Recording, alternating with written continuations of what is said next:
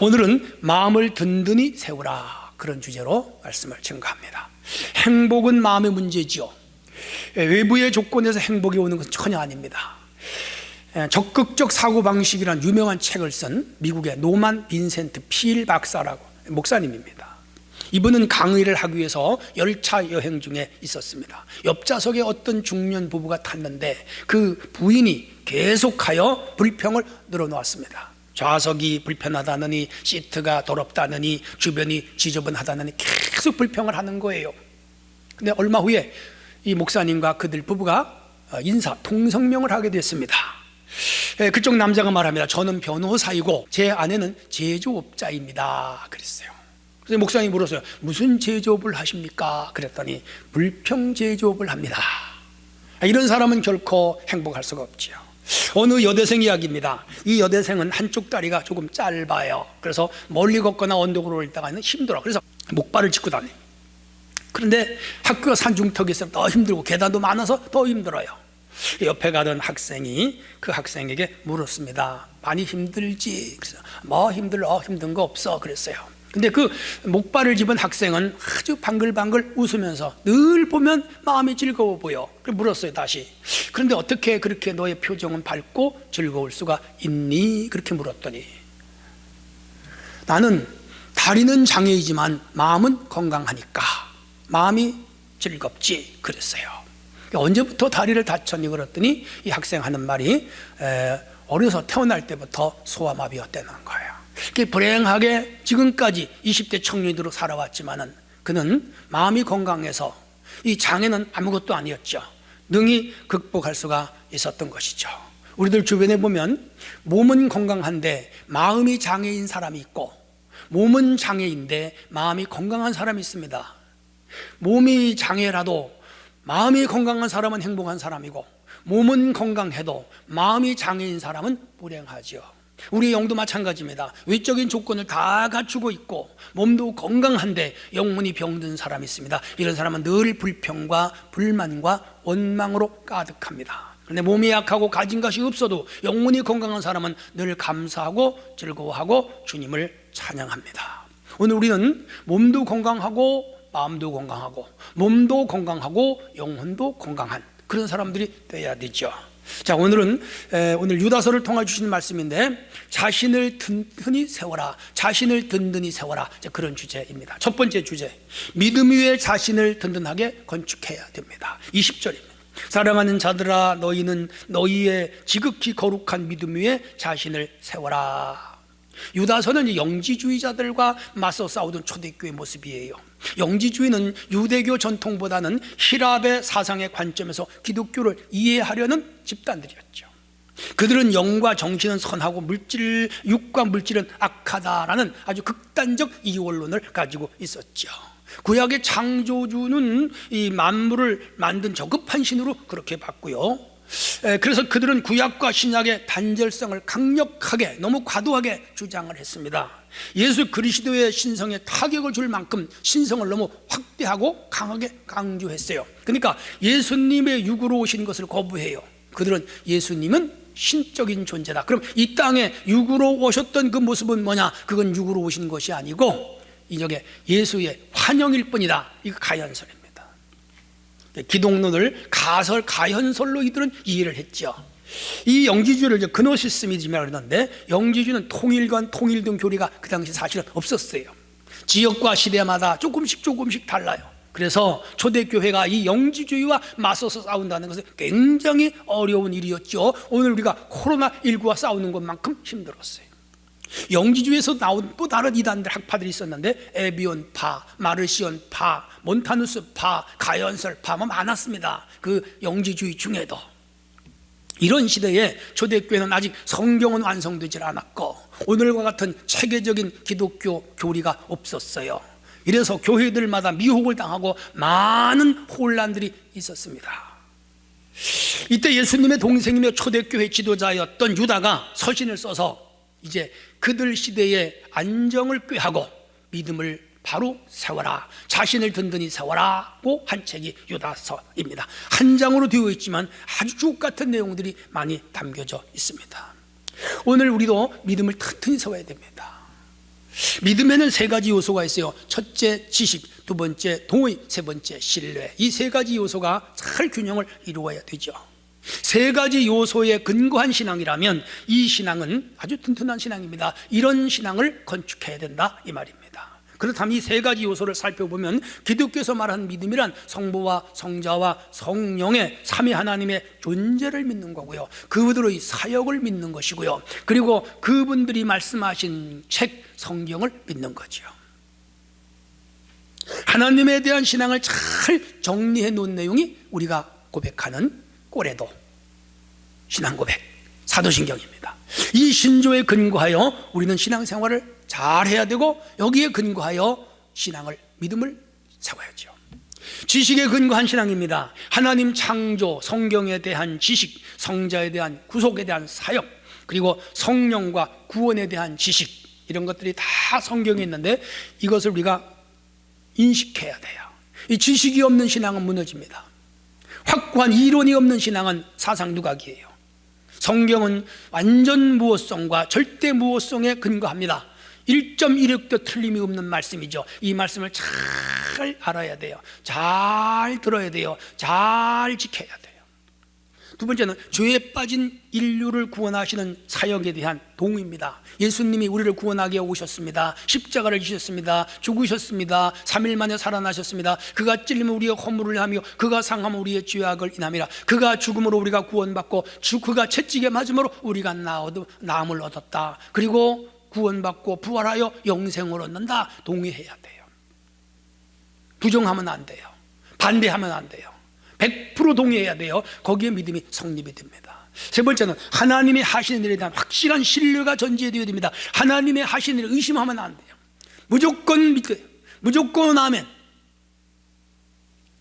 이게 확고한 집이 될 수가 있습니다. 마태복음 7장에서 예수님은 산상수훈을 쭉 말씀하죠. 5장, 6장, 7장 마지막 부분의 결론입니다. 내 말을 듣고 실행하는 자는 그 집을 반석 위에 지은 지혜로운 자와 같으리니 바람이 불고 홍수가 내지만 그 무너지지 않는다.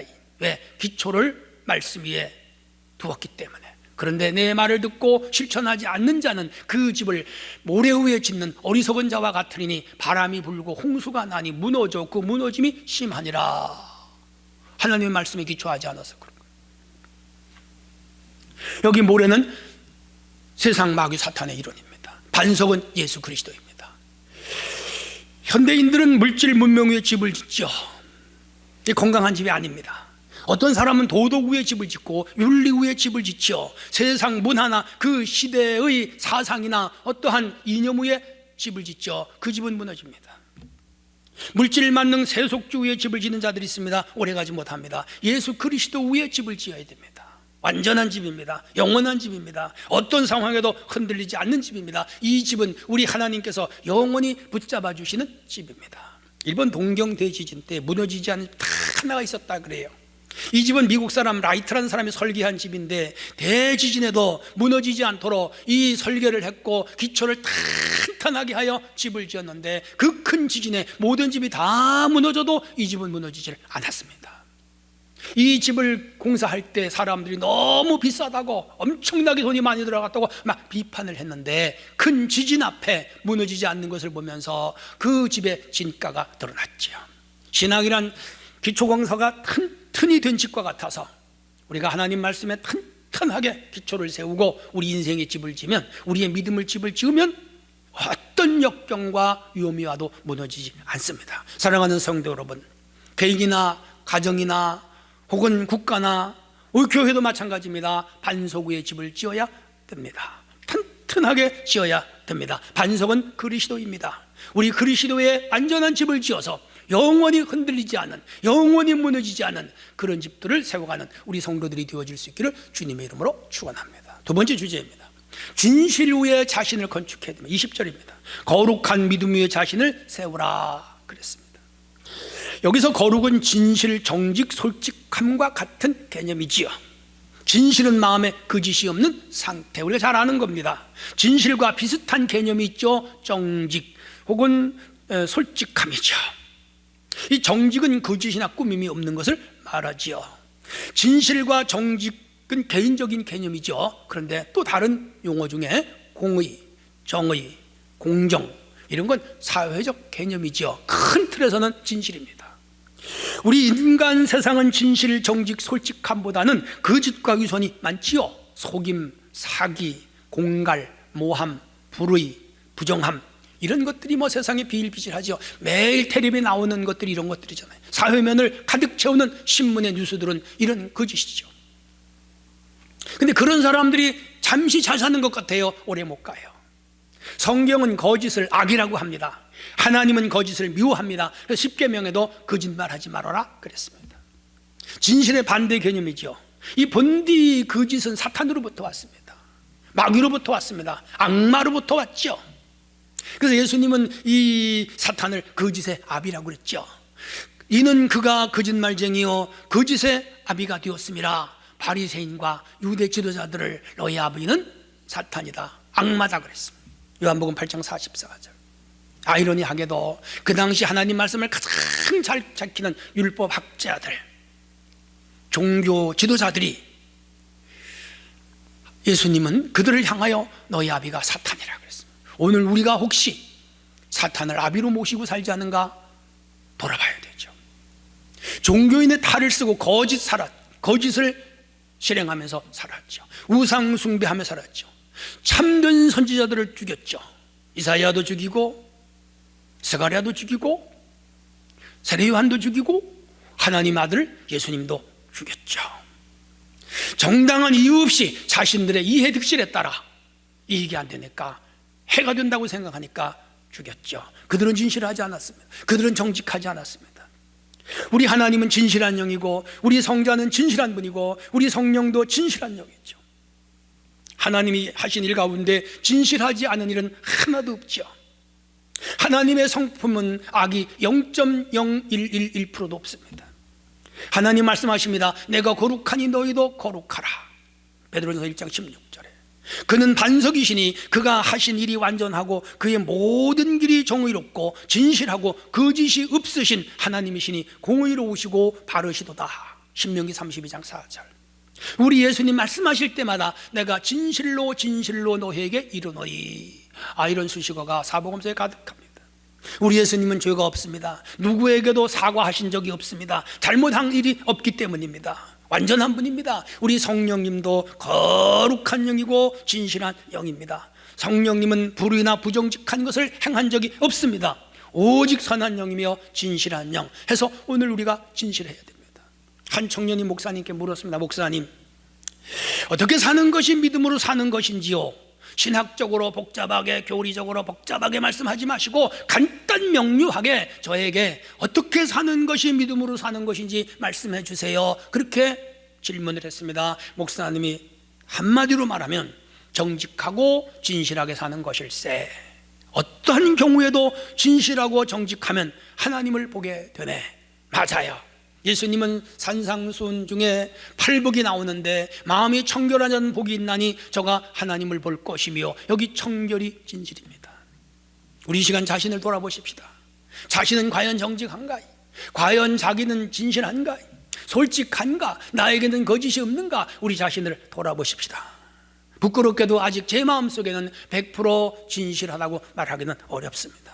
100% 진실하지 못한 부분이 많이 있습니다. 늘 회개합니다. 늘 주님 앞에 자백합니다. 늘 참회합니다. 우리 모두 100% 진실하기 위하여 힘써야 됩니다. 99%가 진실하다 하더라도 1%가 진실하지 못하다면 그 사람은 진실한 사람이 아닙니다. 100% 진실한 사람이 진실함입니다. 이게 추구하는 것이 신앙이지요. 하루는 유대인들이 가늠하다가 현장에서 잡힌 여자를 데려왔습니다. 다들 돌멩이를 하나씩 들었습니다. 예수님께 질문을 퍼붓습니다. 율법에 이런 여자는 돌로 치라고 명했는데 당신 어떻게 하겠소? 칠까요 말까요? 예수님이 땅에다 글씨를 한참 쓰시더니 일어나셔서 말합니다. 너희 중에 죄 없는 자가 이 여자를 돌로 쳐라. 남자들이 모두 돌을 버리고 도망을 쳤습니다.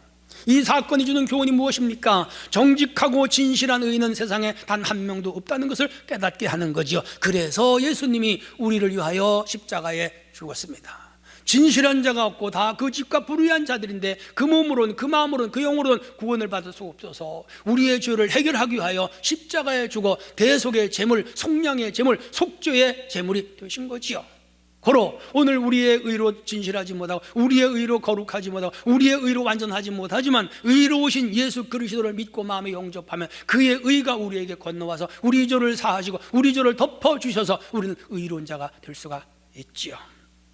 그렇다고 해서 예수님의 의가 우리를 깨끗한다고 해서 내가 매일 죄를 짓자는 것은 아닙니다. 우리가 하나님 앞에 정직하고 진실하고 솔직하고 거짓 없이 살아가는 최선의 노력을 다하되 그래도 연약하여 넘어지는 우리의 모습 주님께 맡겨 십자가의 공로로 죄사함 받고 구원받는 은혜를 사모하고 그럴 때 주님이 오셔서 우리를 붙잡아 주시죠. 이 은혜를 생각하면서 늘 주님 앞에 거룩하고 신실하고 정직하고 솔직하고 거짓 없이 살아가게 힘써야 됩니다. 우리 마음에 오늘 다짐하십시다. 진실하게 살겠습니다 하나님. 정직하게 살겠습니다 하나님. 참되게 살겠습니다 하나님. 그리고 이웃과 하나님을 속이지 않으면서 살겠습니다. 그렇게 다짐하고 고백하고 결심하는 귀한 시간이 되어지시기를 바랍니다. 마지막 세 번째 주제입니다. 영성 위에 자신을 건축해야 됩니다. 21절입니다. 성령으로 기도하며 하나님의 사랑 안에서 자신을 지키며 영생에 이르도록 우리 주 예수 그리스도의 긍휼을 기다려라 그랬습니다. 영성이란 신령한 성품입니다. 혹은 성질, 사전에서 그렇게 말하고 있죠. 이 영성의 본질은요 하나님 성품입니다. 쉽게 말하면 우리 인간에게 성품이 있듯이 하나님에게 성품이 있어요. 그게 영성입니다. 다른 말로 말하면 베드로서의 말씀을 빌리면 신의 성품, 그게 영성입니다. 이 영성은 종교의 본질이고요 스피리추얼한 부분입니다. 그래서 하나님 영이잖아요. 예배하는 자는 영과 진리로 예배하라. 왜? 하나님이 영이시기 때문에. 자, 그렇다면 오늘 우리가 영성 위에 우리의 신앙을 세워야 그 신앙이 확고하고 부동하며 무너지지 않고 궁극적으로 구원에 이를 수가 있죠. 우리 자신들의 영성의 차원을 한번 돌아봐야 됩니다. 자, 그럼 영성이 뭐냐? 영성은 하나님과 내가 신비한 관계를 이루는 것입니다. 이 신앙에는 신비가 있습니다. 그걸 배제하면 안 됩니다. 또 하나는 영성은 하나님의 뜻에 전적으로 순종하는 행위입니다. 순종해야 영성이 형성이 되죠. 또 하나는 영성은 자신의 뜻과 생각을 초월하여 하나님의 인도를 받는 것입니다. 해외여행을 가면 가이드의 인도를 받아야 목적하는 바를 이루고 돌아옵니다. 가이드가 없으면 헤매다가 옵니다. 우리 인생을 살아가면서 성령의 인도를 받는 것, 그게 영성입니다. 또 하나는 영성은 성령의 힘으로 살아가는 것입니다. 내 힘이 아니에요. 두나미스의 능력으로 살아가는 것, 그게 영성이죠. 또 하나는 영성은 신적인 일에 뿌리를 받고 살아가면서 내 의지를 꺾는 것. 우리 의지가 얼마나 강합니까? 우리 고집이 얼마나 강합니까? 우리의 신념이 얼마나 강합니까? 내 의지가 하나님의 의지를 꺾어버릴 때 신앙은 끝이에요. 내 의지를 꺾고 하나님께 순종하는 것, 이게 영성이죠. 영성은 복음적인 일에 헌신하는 것, 교회를 섬기고 전도를 하고 봉사를 하고 헌신을 하고 예배를 드리고 기도하고 영성입니다. 영성은 하나님의 선하심을 닮아 도덕과 윤리적인 삶에서 경건하게 되는 거 맞아요. 영성은요 깊어질수록 도덕적이고 윤리적인 사람이 되면 선한 사람이 되는 거죠. 얼굴빛까지도 선해지죠. 영성은 내면의 모습이 의가 거룩함으로 다져진 삶. 좀 어려운 얘기죠. 내면의 사람이 자꾸 바뀌는 거예요. 무엇으로? 거룩함으로. 영성은 내 안에 존재하는 악한 생각과 더러운 일을 매일 추방하는 것. 우리 마음속에는 사탄이 매일 더러운 생각을 주는 거예요. 작든 생각을 주는 거예요. 그 생각을 쫓아내고 몰아내고 오직 하나님의 은혜와 말씀으로 채워가는 것. 그래서 나타난 열매가 사랑, 희락, 화평, 오래 참음, 자비, 양선, 충성, 온유, 절제, 이 열매들이에요. 이런 열매를 맺어가는 것, 이게 영성입니다. 영성은 악한 사탄과 매일 싸우는 겁니다. 악마의 나라의 세력과 하나님 백성으로서 싸워나가는 것이. 그래서 영성은 영, 영혼, 표누마, 성령, 영적인 사후세계, 신 혹은 신성, 종교, 초자연 이런 개념들과도 연관성이 있죠.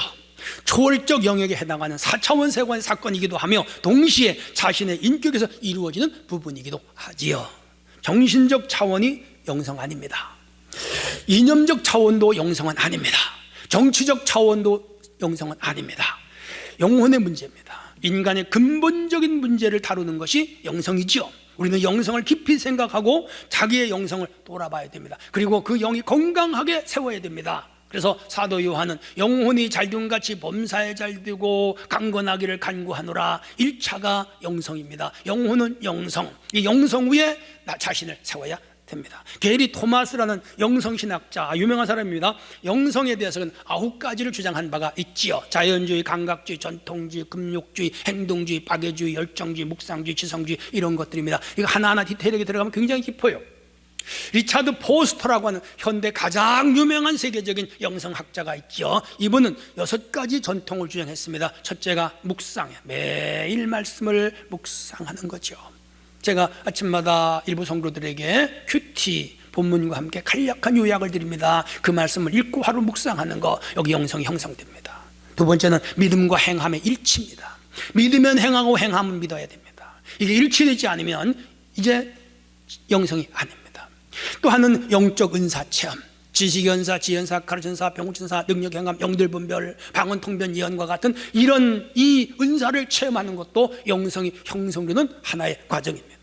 그리고 사회정의, 그 다음 복음전도, 열심히 복음을 전도하는 사람이 영성이 형성이 됩니다. 1년 내내 전도 한 명도 안 하거나 전도지 한 번도 돌리지 않는다, 이 사람에게는 영성이 없습니다. 미안합니다.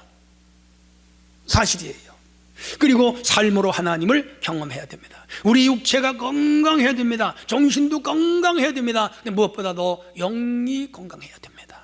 바울은 평강의 하나님이 친히 너희를 온전히 거룩하게 하시고 또 너희의 온 몸과 영과 혼이 예수 그리스도께 강림하실 때에 흠없게 보존되기를 원하노라. 여기에 몸과 혼과 영혼을 말했습니다. 영혼이 영성이에요. 그러면 우리가 건강한 영혼을 소유하기 어떻게 되느냐? 첫째는 기도해야 됩니다. 기도하지 않는 사람은 영성이 형성되지 않습니다. 자기 중심적인 육적인 사람, 미안합니다. 기도하지 않은 사람에게는 영성이 없습니다. 영성이 죽었습니다. 기독교라인이라는 이름은 가졌는데 살았다 하나 실제는 죽은 자, 미안합니다. 오늘 여러분 기도할 마음을 가지시고 이제부터 기도를 시작해 보세요. 하루 적어도 30분, 아니 적게는 20분, 혹은 1시간, 혹은 2시간 기도할 때 영이 살아납니다. 그 위에 자신을 건축해야 건강한 인생이 됩니다. 건강한 가정이 됩니다. 건강한 교회가 됩니다. 우리 교회가 이렇게 기도하는 교회, 기도의 영성 위에 세우는 교회가 되기를 원합니다. 성도 여러분, 기도하십시다. 또 하나는 예배입니다. 예배는 이 영성과 직접적인 관계에 있으며 절대적인 위치에 있습니다. 예배는 기도 이상으로 중요합니다. 예배는 영성이 형성되는 첩경입니다. 하나님은 예배 중에 거하십니다. 예배를 너무너무 좋아하십니다. 예배하는 자를 찾고 계십니다. 아브라함이 예배자, 이삭이 예배자요, 야곱이 예배자요, 모세가 예배자였습니다. 이사야가 예배자, 기도원이 예배자였습니다. 바울이 예배자였습니다. 우리 예수님은 예배로 사셨습니다. 사랑하는 성도 여러분, 일주일에 예배 몇 번 드립니까? 매일 예배 생활을 합니까? 여러분의 삶이 예배입니까? 자신을 돌아보십시오. 예배가 싫고 예배 오는 게 귀찮고 예배 오는 게 너무너무 싫다, 그 사람은 죽은 자입니다. 영이 없는 자입니다. 영성이 없는 자입니다. 여러분, 예배를 즐거워하고 예배를 사모하고 예배를 찾아 나서야 됩니다. 구하고 찾고 두드려야 됩니다. 노래하며 예배하고 기도하며 예배하며 말씀을 들으며 예배하고 주님 교회를 찾아 예배해야 됩니다. 그 삶에 예배해야 됩니다. 거기가 가정이든 직장이든 일터이든 전쟁터이든 어디서라도 하나님을 예배해야 됩니다. 예배하는 가정을 축복합니다. 예배하는 민족을 축복합니다. 사랑하는 성도 여러분, 예배하시기를 바랍니다. 또 하나는 성령 체험입니다. 성령 체험할 때 영성이 형성이 됩니다. 이는 힘으로 되지 않고 능으로 되지 않으며 나의 신으로 되뇌라. 성령이 임하시면 권능이 임한다 그랬습니다. 성도 여러분, 성령 체험은 중요합니다. 120명이 한 자리에 모여서 열흘 기도하다가 불이 혀같이 가려진 성령이 각자의 머리에 임했습니다. 강한 바람 같은 것이 그들을 에워쌌습니다. 성령 체험이죠. 성령은 구하는 자, 찾는 자, 두는 자에게 주십니다. 부르짖는 자에게 주십니다. 너는 내게 부르짖으라 내가 응답하리라. 내가 알지 못하는 크고 비밀한 것을 내가 보여 알게 하리라. 내가 전심으로 나를 찾고 찾으면 만나리. 환난 날에 나를 부르라. 내가 건지는 내가 영화롭게 하리라. 다 부르짖는 자에게 주시는 성령을 말씀합니다. 성령이 임하면 영성의 내면이 깊어집니다. 또 하나는 하나님의 사랑을 드러내는 자입니다. 하나님의 사랑을 드러낸다는 말은 주님의 모습이 나에게서 나타나게 하는 삶을 말합니다. 주님의 대표적인 모습의 덕목은 첫째, 거룩입니다. 우리가 영성이 형성되면 말도 언어도 눈빛도 생활도 거룩해집니다. 두 번째가 겸손이죠. 겸손하고 그냥 낮아지고 밑바닥으로 내려가는 거죠. 겸손이죠. 영성의 사람에게 나타나는 특징입니다. 또 하나는 온유함이고요. 네 번째가 사랑, 그 다음 긍휼, 자비 이런 거죠. 그 다음에 다섯째가 열정입니다. 성령이 임하면 열정이 생깁니다. 기도도 열정적으로 합니다. 전도도 열정적으로 합니다. 직장 생활도 열정적으로 합니다. 자기의 삶이 열정적입니다. 그래서 영성이 기초가 되어야 됩니다. 이런 모습들이 우리에게 나타나야 됩니다. 그런데 이 반대 형상들이 나타난 사람이 굉장히 많아요. 이렇게 신앙생활하는 사람들 보면 시기하는 사람, 질투하는 사람, 교만한 사람, 혈기 있는 사람, 악한 생각 가진 사람, 분노하는 사람, 혈기 부른 사람, 이 사람들은 영혼이 없어요. 그건 영성이 아니고요, 죄성이에요. 그건 영성이 아니고요, 악성이에요. 야, 하나님의 나라에 형성되는 것이 영성이고 악마의 나라에 형성되는 것이 죄성입니다. 여러분, 죄성이 형성되면 죽습니다. 죄성이 형성되면 지옥 갑니다. 영성이 형성되면 구원을 받고, 영성이 형성되면 축복을 받고, 영성이 형성되면 천국 갑니다. 내 속에 영성이 있는가 죄성이 있는가 돌아보십시오. 우리는 각자 돌아봐야 됩니다. 영성 이거 회복이 돼야 되고, 회복이 되도록 힘써야 됩니다. 누가 회복시킵니까? 성령이 회복시킵니다. 누가 회복시킵니까? 말씀이 회복시킵니다. 누가 회복시킵니까? 우리 주 성자 예수 그리스도의 십자가의 능력이 회복시켜 주십니다. 그러므로 우리는 올바른 믿음 위에 건축하는 지혜로운 자들이 되어야 됩니다. 결론입니다. 하나님은 우리에게 자신을 튼튼히 세우라고 말씀을 합니다. 믿음 위에 자신을 세워야 됩니다. 진실함과 정직 위에 자신을 세워야 됩니다. 그리고 거룩한 영성 위에 자신을 세워야 합니다. 이런 사람은 세상의 풍파와 사단의 시험에 무너지지 않습니다. 어떤 경우에도 넘어가지 않습니다. 바람이 불고 홍수가 나도 무너지지 아니한다. 튼튼하다. 그런데 모래에 세운 집은 무너진다. 우리 기억하고 오늘 유다서 1장 20절로 21절에 주신 말씀처럼 너 자신을 튼튼히 세워라 하는 이 말씀을 깊이 교훈 삼아 우리의 삶을 견고하게 만들어가고 주님 은혜로 세워가는 성도들이 되기를 주님의 이름으로 축원합니다.